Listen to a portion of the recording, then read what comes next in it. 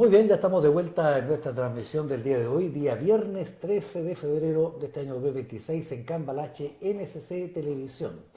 Ya tuvimos un primer bloque conversando acerca de cómo va la situación de Penco, Lirquén, respecto de la catástrofe de los incendios forestales, que decíamos ya está pronto a cumplirse un mes de aquello. En 4 días más ya estaremos en 17 y habremos cumplido un mes. Ahora vamos a una segunda etapa del programa, un segundo bloque que nos va a traer temas de salud con un invitado habitual del programa, un hermano latinoamericano, vamos a decir, está descendado en Chile ya hace 8 años casi, ¿no? Sí, Sí, sí, sí. el 2018 llegó a Chile el médico fisiólogo Miguel Sí, Sánchez, quien nos viene hoy día a conversar acerca de su especialidad, y algo que, a propósito de la prevención, hay que tratarlo a tiempo. Porque alguien dirá, vamos a hablar de enfermedades respiratorias, de virus, pero si falta tanto para el otoño, tanto para el invierno, ¿ah? Pero va a llegar. Y quizás lo enlazamos con la situación de la gente que está pasando muy mal esta tragedia en Penco Lirquén, Tomé también, porque van a tener problemas, ¿cierto?, de enfermedad respiratoria. Va a haber enclaustramiento, ¿cierto?, situaciones de hacinamiento y circulación digamos, de infecciones, de virus, y bueno, así que mejor tomárselo con tiempo. claro, claro. Bienvenido, doctor Miguel Sánchez, al programa. Hola, buenas. Muy bienvenidos a todos. Un saludo bien cordial. Muy bien, hoy día vamos a hablar de una enfermedad que yo diría que es estacional, ¿cierto? Se repite todos los otoño e invierno, Claro. que es la H3N2, Sí, ¿o no? H3N2. Específicamente vamos a hablar de su impacto. ¿Qué impacto tiene el H3N2 en niños? Porque es una de las poblaciones más vulnerables y es una de las poblaciones a las cuales hay que tener atentos y siempre pendientes frente a los signos de alarma. Esta enfermedad es con tanta nomenclatura, ¿eh? Sí. El H3N2, pero hay otras enfermedades similares con nomenclaturas similares también, ¿cierto? Claro, claro. Eso principalmente se debe al tema de las variantes. Son tipos de influenza que son de tipo estacional, que van rotando año tras año y tienen variaciones, pequeñas variaciones en su material genético que hacen de que varíen su virulencia y también la forma en que contagian más o contagian menos y producen más o menos complicaciones. Perfecto. Y esta en particular es de las complicadas, ¿no? Este es un subtipo, es un subtipo de H3N2 que lo relevante en todo esto ha sido el tema de la cantidad de personas contagiadas, que ha aumentado significativamente y se espera, todavía no se tiene claridad si la respuesta a las vacunas actuales sean como tan efectivas en esta subvariante, pero sí se tiene en cuenta de que es necesario el tema de la vacunación Perfecto. asociado con la misma. Ahora, se ha ampliado el nivel de contagio, pero esta variante es grave, es una de las graves. Además, o sea, porque si se amplía el contagio y además Claro. es de la grave, estamos en una situación compleja. Claro, la mayoría de las influencias, ¿qué pasa? Que todo va a depender del grupo de riesgo, de las enfermedades que tenga previa a la persona, va a depender de la alimentación, de cómo esté el sistema inmune, de otros tantos factores que estén presentes, la presencia de otras infecciones concomitantes, porque a veces tengan en cuenta de que los virus y las bacterias y los microorganismos muchas veces van en conjunto. Uno piensa que uno tiene un solo bichito cuando hay veces que son dos bichos los que se juntan. Y eso hace de que aumente a nivel de complicación la misma.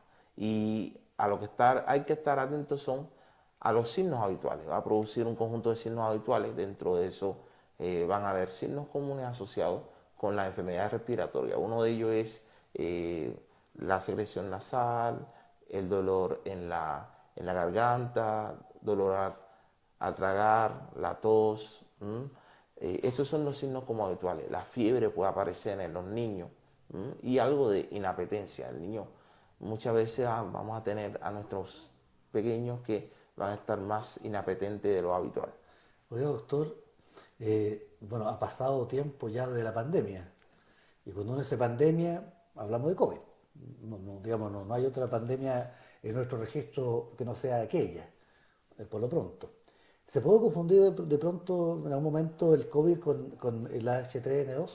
Sí, ¿por qué? Porque son virus y los virus se manifiestan en las personas en dependencia de su inmunidad y de la respuesta de su cuerpo. Evidentemente que es necesario en muchos casos hacer un panel viral para tener una claridad cuál es el virus que está circulando y aparte de eso hacer esto del COVID. Porque si bien la mayoría de la población está vacunada, la concomitancia de bichitos hace de que el cuadro muchas veces se empeore. Entonces es importante tener el diagnóstico y algo muy importante es estar atentos a los signos de alarma. Los signos de alarma son vitales porque eso es lo que usted debe de tener en casa. Cuando pensamos en salud en casa, pensamos en qué herramientas yo puedo tener desde mi casa para mejorar mi estado de salud. Y uno de ellos es conocer las características generales de la enfermedad y estar alerta a los signos de alarma. Eso es súper importante. ¿Está más vulnerable alguien que tuvo el contagio de COVID? ¿Es más vulnerable a contagiarse de esta enfermedad, de este tipo de influenza? Mira, hay muchas personas que producto por el COVID han desarrollado algo que se llama enfermedad pulmonar intersticial. Eso es un tipo de daño pulmonar permanente que está presente en esos casos donde se ha desarrollado una enfermedad crónica. Evidentemente hay una vulnerabilidad mucho mayor a desarrollar la misma. Entonces es súper importante, si yo tuve COVID y si yo tengo secuelas asociadas con el mismo, yo debo de hacer este proceso de identificar cuando estoy frente a la presencia de un resfrío y cuando hay presencia de signos de alarma que me pueden indicar de que mi enfermedad se está complicando. Pero en todo caso, aquel que tuvo COVID debe estar doblemente más atento a prevenir esta influenza. Claro, no solamente aquel que tuvo COVID, si su pequeño presenta enfermedades crónicas de tipo respiratoria, como la bronquitis, hace mucha bronquiolitis que sea en los niños más pequeñitos, o si es alérgico o si es asmático, es importante que estos pacientes tienen una sensibilidad mucho más alta a presentar complicaciones. Es decir, un asmático, la mayoría de las veces, cuando hace un resfrío, tiene repercusiones casi bien marcadas desde el punto de vista respiratorio y es necesario poder identificar esos signos de alarma ¿Y cuáles serían esos signos en particular pensando en los niños? Claro, pensando en los niños, yo diría que uno de los signos es súper importante es que el niño tenga una fiebre persistente de más de 72 horas y que no cede a la administración de medicamentos habituales, de que esté muy decaído, de que no sea muy tolerante al tema de la hidratación, a la alimentación, un niño más decaído de lo habitual, de que en el caso de los asmáticos, en el caso de los niños, se sienta como ciertos sonidos que son como estridores, le llamamos nosotros los médicos, pero son pitidos y ronquidos que se sienten en el pechito del niño. Esos son signos de alarma. Lo otro es que al inspeccionar al niño en la parte del pecho, uno note de que hay hundimiento de las costillas. Es decir, cuando respiras, el tórax se le marca mucho más las costillas cuando respira. Eso es un signo de alarma. Tanto eso como también esta zona de acá, que se marque más allá de lo habitual, es un signo de alarma. Otro signo de alarma que podemos identificar es que los labios se le pongan azul. Los labios azulitos son un signo de alarma de que efectivamente estamos frente a la presencia de hipoxia o disminución de la oxigenación del oxígeno en la sangre y debe ser un signo de alarma para acudir a urgencia. Esto de las costillas que recién indicaba que se marca más las costillas, ¿a qué se debe esa situación? Eso se debe a algo que se llama esfuerzo respiratorio, la utilización de la musculatura respiratoria más allá de lo habitual, porque hay algo que impide de que la respiración ocurra de una manera correcta, ya sea por obstrucción o ya sea porque hay la presencia de neumonía o otro tipo de inflamaciones a nivel de los pulmones que impide de que ocurra la respiración de manera concreta y nuestro cuerpo se esfuerza mucho más Ya. allá de lo habitual para que salga ese aire. Y eso se llama esfuerzo respiratorio. Son signos de insuficiencia respiratoria que cuando están presentes en nuestros niños, nosotros debemos identificarlo tempranamente como signo de alarma y actuar. Muy bien, doctor. Estamos previniendo, ¿cierto? Sí, Estamos previniendo para que comience a circular o estar preparados para cuando comience a circular este virus, ¿ya? claro, Y claro. esa circulación, ¿cuándo se empieza a dar más fuertemente? Claro, principalmente se empieza a dar con los cambios estacionales. Si bien ahora estamos en el verano, Chile no tiene un clima muy estable tampoco, porque hay variaciones bien marcadas de temperatura. En el día uno puede estar con una polera muy ligera y de momento en la noche puede haber un cambio, un delta de 10, 15 hasta 20 grados de temperatura y enfriarse. En esos son momentos más vulnerables en los cuales las personas pueden adquirir, puede verse su cuerpo más sensible a adquirir este tipo de infecciones que están todo el tiempo circulando. Ahora, nadie está inmune, ¿cierto? Nadie está inmune más allá de los niños. Claro. Ocurre muchas veces que haciendo deporte, haciendo un deporte intenso, quizás de pronto muy abrigado, porque está la idea, ¿cierto? La suposición que mientras más se transpira, más se baja de peso. Pero eso al final no tiene mayor, no tiene mayor, digamos, certeza, ¿cierto? Pero el transpirar mucho, elevar tanto la temperatura del cuerpo, creo que también es un gatillante, ¿no? Para contagiarse por ese cambio de temperatura de la que se está hablando. Claro, mira, hay muchos estudios que indican que los cambios de temperatura muy bruscos pueden ocasionar resfrío. Algo muy parecido que las mamás también pueden identificar es cuando bañamos a nuestros niños, sí o sí hay que secarle el pelo, porque hay muchos de los problemas respiratorios que vienen porque el niño se acuesta con el pelo húmedo. Ya. No sé, no es lo ideal. Yo he tenido atención a muchos pacientes que llegan con no, que el día anterior se acostó con el pelo mojado. Entonces eso sí o sí hay veces que transita de una infección simple a una infección un poco más complicada, como es el caso de la otitis. Hay mucha otitis que aparece con este proceso de Sí, y créame, doctor, que esto le pasa a todos, incluso no a los niños solamente. A mí me pasa muchas veces que me he quedado dormido con el pelo mojado después de hacer deporte y termino resfriado. Claro, ¿No? claro, es como bien frecuente que pase esto, es por eso que uno constantemente tiene que estar trabajando en temas que tienen que ver con la prevención, con el lavado de las manos. Súper importante el lavado constante de las manos. El COVID nos dejó una enseñanza que es el tema de la protección de los espacios personales, de la limpieza y del lavado de las manos. Es súper importante esta medida, airar los locales, súper importante, muchas veces que se tienen locales muy cerrados, muy húmedos. Cuando se tiene mascotas, siempre se tiene que procurar ventilar la casa, el hogar, por temas de circulación de aire. Siempre se tienen que intentar hacer estas medidas. Doctor, bueno, y cuando hay síntomas, que usted ya lo indicó, ¿cierto? Me quedó ahí lo de la fiebre por 72 horas, por ejemplo, la dificultad para respirar, que se le marquen las costillas. ¿En qué momento los padres van a tener que ir a un centro especializado? ¿Cuándo ya hay que consultar a un médico? ¿Cuándo ya hay momento de tomar decisiones de asistir a un centro asistencial? Claro, es importante que igual pasa algo que muchas veces sobrecargamos nuestros centros asistenciales, ¿ya? Cuando vienen las enfermedades respiratorias, es importante que usted sepa que sobreexponer a su niño cuando no tiene signos de alarma puede traer como consecuencia que se infecte de otro bichito que esté dando vuelta.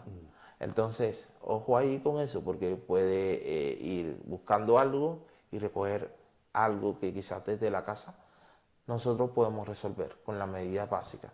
En esos casos, usted me decía cuáles son los signos que uno buscaría, como le dije, síntomas que estén asociados con la gravedad del cuadro, que nos remita que frente a la administración de medidas térmicas como al niño, ver si se le hace como este tema de darle antipiréticos como el paracetamol, entre otras tantas cosas, no resuelve, medidas físicas, no resuelve. Yo en ese caso es uno de los casos en los cuales debo ir al médico. Si veo que el niño no se alimenta de manera adecuada, si está muy decaído, si tiene la boquita azul, si está respirando con dificultad, si se le siente un sonido, voy a indicarlo también. Ya si veo esfuerzo respiratorio, esos son los casos en los cuales yo a simple vista voy a intentar hacer como Doctor, pero ¿cuánto tiempo esperar antes de tomar la decisión de llevarlo a centro asistencial? Porque estoy viendo los síntomas, pero ¿cuánto debo esperar para asegurarme de que debe ser derivado a una consulta especializada? Si veo alguno de los síntomas que le dije, inmediatamente.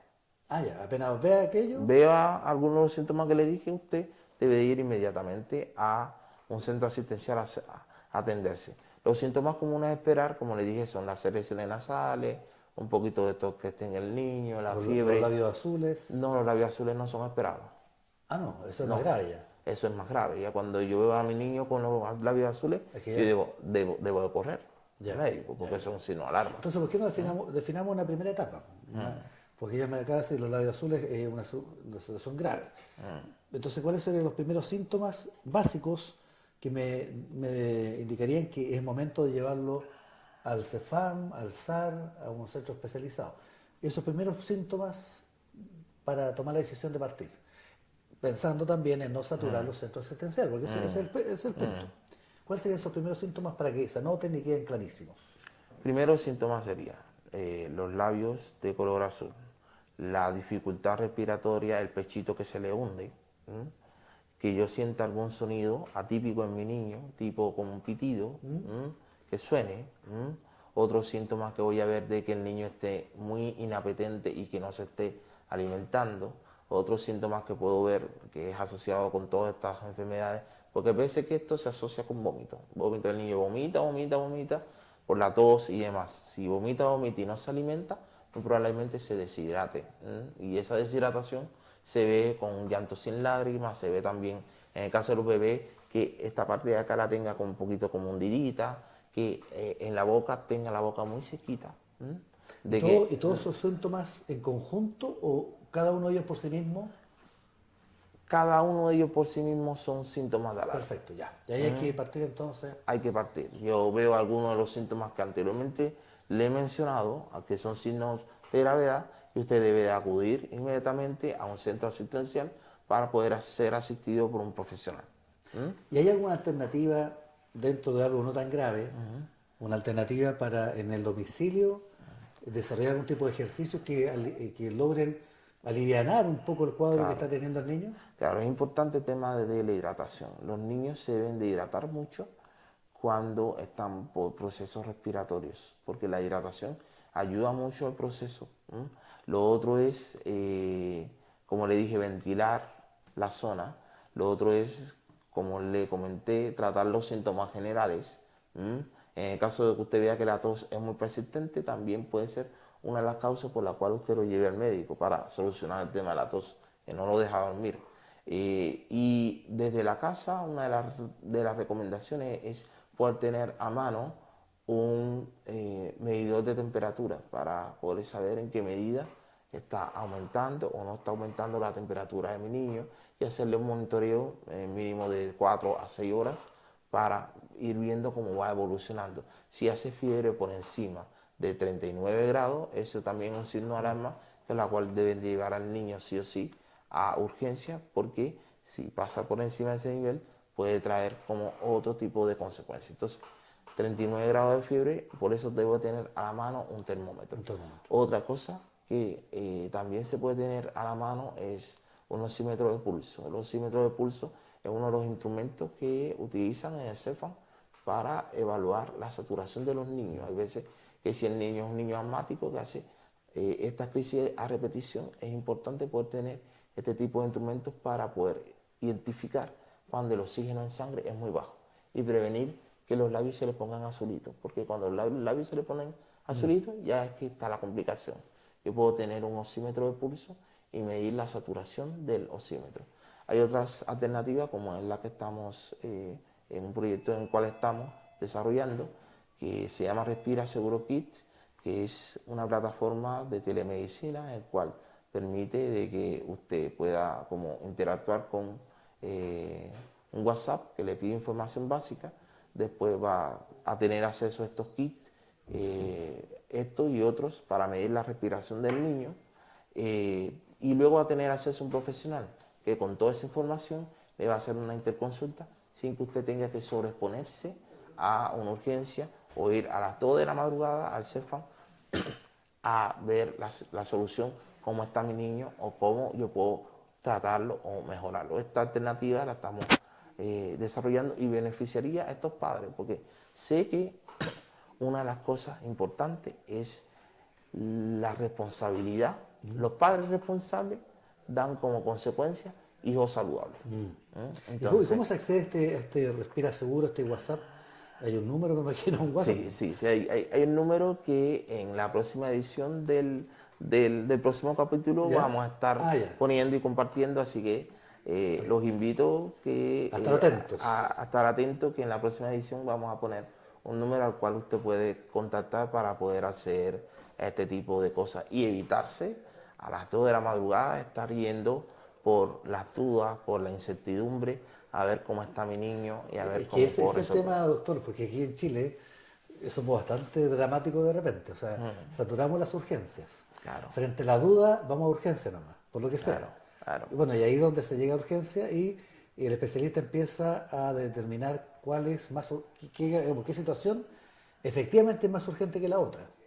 Y hay veces que se pasan muchas horas esperando atención porque, claro, lo que yo pensaba que era urgente no lo es tanto y hay otros cuadros peores. Claro, ¿Ya? Entonces, mejor en ese sentido, con este kit, claro, Respira Seguro, claro. uno puede determinar si es o no tan necesario llevar al niño al... Usted tiene que tener en cuenta algo. Cuando alguien va al sistema de urgencia, hay un sistema de clasificación. No es que yo llego inmediatamente, llevo 1 hora esperando y puede llegar un paciente con otras enfermedades que requieran más atención urgente y por tanto va a estar más tiempo esperando, porque en la lista de espera no es el que llegó primero, sino el que tiene la mayor gravedad de los síntomas. Entonces, yo veo a padres, muchas veces cuando están los periodos PICS, que llevan a su niño por un resfrío común, están hasta las 2 de la madrugada, desde las 10 de la noche, esperando 4 horas, para poder resolver. El niño se queda dormido, se expone a todos los bichitos que están dando vueltas y finalmente es algo que pudo haberse resuelto de una manera muy simple y muy sencilla. Entonces, este tipo de soluciones son para eso, para evitar sobrecargar las urgencias y que tengamos tanto colapso. No, y de pronto también hay situaciones de frustración, Sí, que el usuario se siente frustrado, sí, se siente molesto, enojado porque, pucha, llegué a las 12 y a las 4 me atendieron recién. claro, Bueno, pues claro, claro, habían cuadros mucho más graves que el que uno traía. claro, pasa mucho Doctor, eso. doctor, en el caso del H3N2, ¿cuáles son los grupos de riesgo más complejos? Porque, disculpe, hemos hablado de niños, pero niños de qué edad hasta qué edad. ¿Y cuáles son Claro, los más riesgosos? ¿Y de adultos mayores de qué edad a qué edad? claro, niños de 0 hasta 10, 12 años son grupos de más de riesgo. También los niños que tienen enfermedades crónicas con anterioridad como asma, bronquitis, muchos niños que tienen enfermedades de tipo eh, genéticas que le impiden tener una inmunidad adecuada. Los niños que están sometidos a tratamiento de inmunoterapia, eh, eh, tipo cáncer, esas cosas, hay veces que ellos tienen la defensa un poquito más baja y hay que cuidarlo un poco más. También en los adultos mayores. En los adultos mayores son muy vulnerables los adultos mayores que están postrados, los adultos mayores que no tienen mucha movilidad, los adultos mayores que tienen enfermedades crónicas de base, como la bronquitis, como el enfisema, los que fueron fumadores inveterados también son muy vulnerables a todo este proceso. Entonces hay cierta vulnerabilidad que hace de que sean más sensibles la posibilidad de poder tener complicaciones. Y desde el punto de vista de la prevención, más allá de no exponerse a situaciones, sino que me refiero a bien, por ejemplo, la alimentación, las vitaminas, ¿ah? La actividad física. ¿Qué sería recomendable desde el punto de vista de qué puedo hacer yo en mi estilo de vida para generar barreras Claro, a contraer esta enfermedad? claro. Es súper importante, acá en Chile pasa algo, de que la vitamina D, de manera crónica, hay un déficit crónico de la mayoría de las personas en cuanto a temas de la vitamina D. Entonces pasa algo de que la vitamina D participa en la dinámica de la respuesta inmune. Hay veces que estamos más tristes y hay veces que pescamos más resfrío por el déficit de vitamina D crónica que tenemos. Es importante de que usted crónicamente vaya a su CEFAM, es decir, usted habitualmente vaya a su CEFAM, se mida los niveles de vitamina D, ver si están óptimos o no. Es importante la actividad al aire libre, coger solcito, protegerse, pero en las horas que son más críticas, es decir, por encima de las 10, 11 de la mañana hasta las 3, 4 de la tarde. Esa hora crítica no es recomendable el sol, pero antes de eso sí es recomendable con cierto grado de protección de la piel, es súper recomendable porque todos necesitamos vitamina D. Y si estamos mucho tiempo encerrados, los niveles de vitamina D bajan y bajan la defensa. Y eso nos hace más vulnerables. Y también se puede adquirir en forma de suplemento, en la alimentación, elementos que tengan vitaminas, súper O sea, importante. los adultos mayores, las personas mayores postradas, lo más probable es que tengan un gran déficit de vitamina D. Eso es casi 90% probable que una persona que se pasa mucho tiempo bajo la sombra tenga bajos niveles de vitamina D, porque eso depende del sol. Entonces, es súper importante medir estos niveles porque eso afecta tanto a la salud de los huesitos, afecta el sistema inmune y también afecta al ánimo. Esas tres cositas que son muchas veces lo que nos golpea. Hay veces que estamos teniendo muchas enfermedades con el sistema inmune bajo, con problemas en los huesitos y no nos hemos medido los niveles de vitamina D. De pronto creo que hay que volver al origen. Sí, O sea, cuando uno observa cómo vivían nuestros antepasados, bueno, vivían con la naturaleza, pues. claro, claro. En el tiempo de solcito, buen clima, cálido, bueno, más liviano de ropa, tomar el sol, caminar entre medio del paisaje, alimentarse con fruta de la estación, ¿cierto? Claro, Básicamente es como un poco conectarse con lo más claro, natural, ¿no? claro. Sí, conectarse con lo más natural, hacer actividad física de manera regular, hidratarse, son elementos, alimentarse lo más balanceado posible, son elementos vitales que hacen de que tengamos una mejor calidad de vida a largo plazo. Buscar la alegría y el bien vivir. Y el buen vivir, Exactamente. exactamente. Bien y buen vivir, las dos Oye, cosas. doctor, disculpe mi ignorancia, Sí. pero ya que está aquí, hace rato quiero preguntarle, ¿cuál es la especialidad o qué exactamente hace un fisiólogo? Claro, un fisiólogo es una especialidad, bueno, en mi caso estudié esa especialidad en Cuba, fueron 4 años después de haber estudiado medicina, igual ¿Mm? aquí hice un doctorado en la UDEC, pero la especialidad de fisiología específicamente es como la física de la medicina.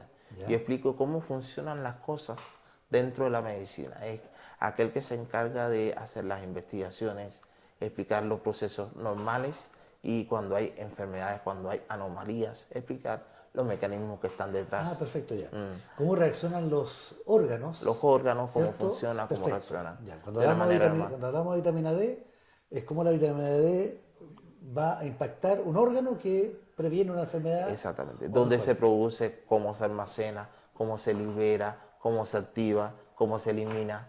Todo eso lo explica un fisiólogo de manera habitual, que no es algo de es una especialidad que más está relacionada con pruebas funcionales especiales y con la innovación también. Perfecto, me queda clarísimo. A mí me está pasando últimamente que me dan unos calambres medio raros, Claro, unos calambres en claro. la pierna. Entonces, usted fisiólogo me dirá, ¿por qué me ocurre un calambre? Claro, ¿Por qué claro, será? claro. Puede verse a varias cosas. Uno de ellos se puede ver a temas. ¿Usted padece alguna enfermedad? No, pero últimamente he sentido así como unos calambres en la tibia, por ejemplo. Claro, claro. Eso hay veces que es a temas circulatorios, la mayoría de Circula... las veces. Ah, ya, Sí, circulatorio. de tipo venoso.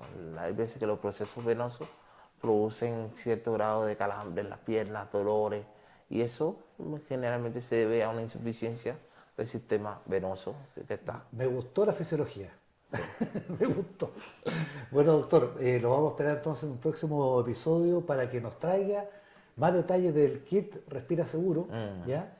Tiene que traernos un sí, número de WhatsApp, sí, para que después entonces en el hogar los padres pueden rápidamente con ese kit hacer los procedimientos y comprender si el hijo o la hija está en estado complejo que amerite llevar al niño o a la niña a un centro asistencial. Pensando, ¿cierto?, en forma preventiva en el próximo periodo otoño-invierno, que va a ser el momento propicio para los bichos, ¿cierto?, para los virus, las infecciones, etcétera, etcétera. Así que no se diga que no se lo dijimos.